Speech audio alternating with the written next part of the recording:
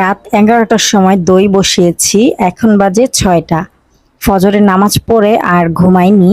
যদি একটু শুই তাহলে তো চোখ লেগে যাবে, আর তখনই দই নষ্ট হয়ে যাবে। যেই গরম পড়েছে, মাশাল্লাহ খুব সুন্দর দই জমেছে।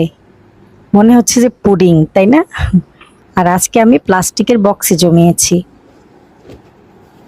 এখন আমি ফ্রিজে রেখে দিব। ফ্রিজে রাখলে আরো ভালো মতো সেট হয়ে যাবে। আসসালামু আলাইকুম। সবাই ঘুমাচ্ছে আর আমি এখন সবার জন্য নাস্তা বানাচ্ছি। যেহেতু ঘুমটা ভেঙেই গেল, তো ভাবলাম যে নাস্তাটাও বানিয়ে ফেলি। কারণ যত সময় বাড়বে তত কিন্তু গরমও বাড়বে, তাই না? তো আপনাদের ভাইয়ার জন্য রুটি বানাচ্ছি আর আমাদের জন্য পরোটা বানাচ্ছি।